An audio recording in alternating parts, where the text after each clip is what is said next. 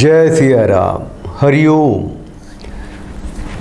जोशीमठ के शंकराचार्य स्वामी अभिमुक्तेश्वरानंद सरस्वती एक ऐसी सभा में चले गए थे जहाँ की शायद ये विचारों का आदान प्रदान होना था कि लव जिहाद पे किस तरीके का कानून बनाया जाए, लव जिहाद से किस तरीके से निपटा जाए, लव जिहाद है क्या। ठीक, तो शंकराचार्य ने जब अपनी बात रखी और इनके साथ क्या हुआ और इनको किस तरीके से अवहेलना की गई, इनके साथ तू मैं किया गया, ये वो बता रहे हैं। ये तो सुनिए। यहाँ मेरठ में पत्रकारों ने पूछा कि लव जिहाद की बात आप बताइए।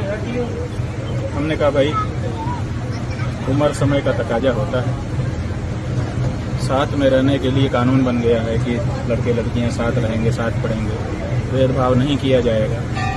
तो इन सब परिस्थितियों में जब साथ में उठेंगे बैठेंगे तो प्रेम मोहब्बत हो जाती है। एक तरफ तो ये समस्या है, दूसरी तरफ कहते हैं लव जिहाद हो रहा है। तो लव जिहाद को रोकने के लिए हमने उपाय कहाँ किए? इनकी अवहेलना करने वाले थे राष्ट्रीय स्वयंसेवक के लोग, आरएसएस के लोग, भारतीय जनता पार्टी के सक्रिय कार्यकर्ता, सदस्य, पदाधिकारी। उपाय जब तक नहीं करेंगे तब तक उसका परिणाम नहीं आएगा। पुराने जमाने में लोग भेदभाव करते थे कि भाई हम अमुक हैं, ये लोग अमुक हैं, अपना इनका रिश्ता नहीं होता है। तो बच्चे को ये पता रहता था, इसलिए बच्चा फिर अपने घेरे को तोड़ करके बाहर नहीं जाता था। ये बात हमने बताई। फिर उसी में कुछ संभवतः प्रश्न आया राजनीतिक। तो हमने कहा राजनेता जो है वो दोनों करते हैं। एक तरफ अपनी लड़कियों का ब्याह मुसलमानों से कर रहे हैं और लव जिहाद का ढोल भी पीट रहे हैं। अभी मुक्तेश्वरानंद सरस्वती जोशीमठ के वर्तमान के पीठाधीश हैं, शंकराचार्य हैं, और हिंदू सनातनियों के पीछे उनकी मंशा कहीं से भी विवादास्पद नहीं है। वो इतनी मजबूती के साथ खड़े हैं, हिंदू सनातनी सत्ता की व्यवस्था लाना चाहते हैं। आप उन्हें हिंदू राष्ट्र कह सकते हैं, वो उसे राम राज्य कहते हैं। और फिर हमारे मुंह से निकल गया कि रामलाल नाम के संघ के कार्यकर्ता हैं, उनकी बेटी के विवाह में स्वयं प्रधानमंत्री जी गए थे और उन्होंने आशीर्वाद दिया था। तो जब प्रधानमंत्री स्वयं इस तरह के विवाह को आशीर्वाद देंगे जिसमें एक हिंदू लड़की हो और मुस्लिम लड़का हो, तो लोग तो इसी को आदर्श समझेंगे ना। जोशीमठ के शंकराचार्य की किसी को बेइज्जती करने का क्या हक है?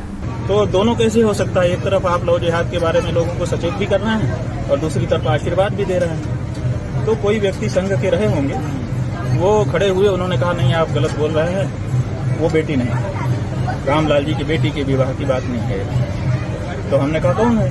बोले उनकी भतीजी है। रामलाल जी तो संघ के प्रचारक हैं, वो अविवाहित रहते हैं और उनकी बेटी कैसे हो सकती है? तो हमारा कहना था कि भाई भतीजी भी तो बेटी ही होती है। हमने बेटी शब्द कहा तो भतीजी भी बेटी होती है, एक बात। दूसरे जो रामलाल के भाई हैं उनको कोई नहीं जानता, और रामलाल के भाई के कारण प्रधानमंत्री जी गए हों ये भी हम लोग नहीं मानते हैं। आम धारणा यही है। तो फिर वो कई बातें कहने लगे। बिल्कुल सही है। मतलब लव जिहाद का मतलब क्या है? कोई मुसलमान पुरुष या मुसलमान स्त्री जब किसी हिंदू या गैर मुसलमान से निकाह करेगा तो उसको कहेगा तुम धर्म परिवर्तन करो, और उसके जो परिणाम हैं वो बहुत बुरे दिखे हैं। कभी फ्रिज में दिखा है, कभी खेतों में टुकड़ों के लाशें दिखी हैं, कभी कुछ भी मतलब दिखा है, बहुत गंदे गंदे दिखे हैं। तो और फिर लोगों को भागते हुए भी देखा गया है, और फिर एक तरह से उनका एक सिस्टम है, एक तरह से देखा गया कि उनमें ईमान लाओ, लड़कियों को पटाओ, बहुत सारी बातें हैं। तो ये क्या हक है उस आदमी को कहने के लिए जिसकी बेटियां मुसलमानों से शादी करती हैं? तो हमने कहा कि भाई आप लोगों की यही समस्या है कि आप लोग एक तरफ समर्थन भी करते हैं, एक तरफ विरोध भी करते हैं।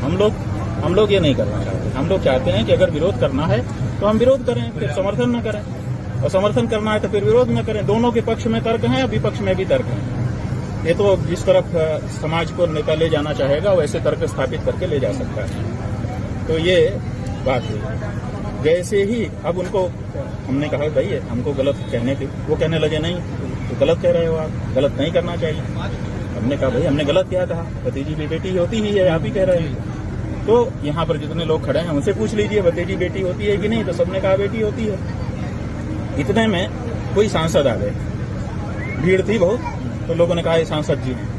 तो चूंकि प्रकरण संघ वाला चल रहा था और एकदम बस 1 सेकंड ही हुए होंगे उनका हटना, और कुछ ही क्षण बीते थे और वो आ गए।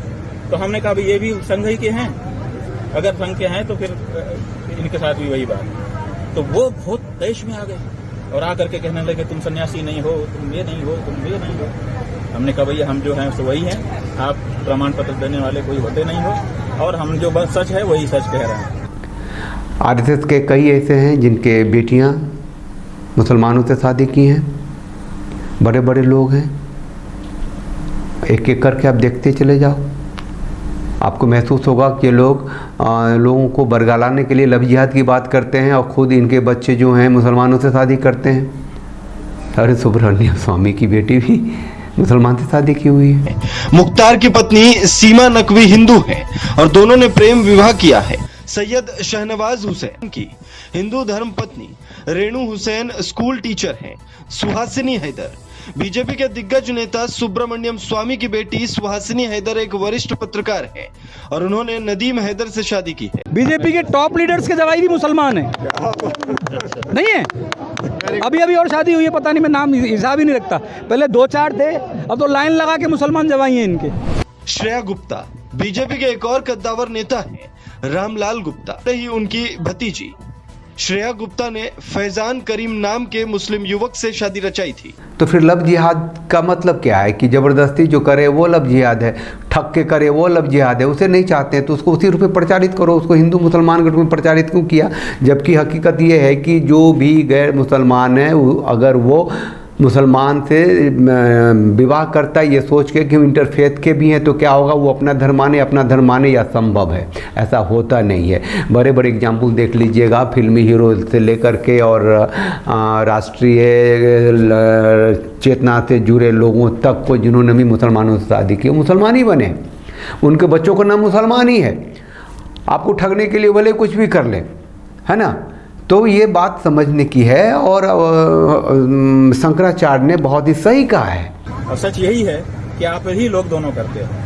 आप एक तरफ समर्थन भी करते हुए दिखाई देते हो, एक तरफ विरोध भी करते हुए दिखाई देते हो, जो कि हम लोगों को समझ में नहीं आता है कि असल में आपका क्या कहना है। तो आप लोग साफ होइए, अगर विरोध करना है तो विरोध करिए, समर्थन करना है तो समर्थन करिए। हम जहाँ तक हमारी बात है, हम सनातन धर्मी लोग, हम भेदभाव मानते हैं इस मामले में, और ऐसा भेदभाव नहीं मानते कि हम किसी को मुसलमान होने के कारण परहेज करें, उससे हम नफरत करें, उसका अनादर करें, ये हम नहीं मानते। लेकिन हम ये मानते हैं कि ब्याह शादी खाना पीना हमारा अपने में होता है, उनका अपने ढंग से होता है। कि राष्ट्रीय स्वयंसेवक संघ के जो मोहन वैद्य जी हैं, उन्होंने वक्तव्य दिया कि हमारे 30,000 स्वयंसेवक उत्तर पूर्व के वो गौ मांस खाते हैं, हम किसी के खाने पीने पर रोक नहीं लगाते। तो जब तुम्हारे सेवक गाय का मांस भी खाएं, मुसलमानों से ब्याह भी करें, तब भी वो हिंदू, और हम उनसे परहेज करें तब भी हम हिंदू, तो दोनों को कैसे बने?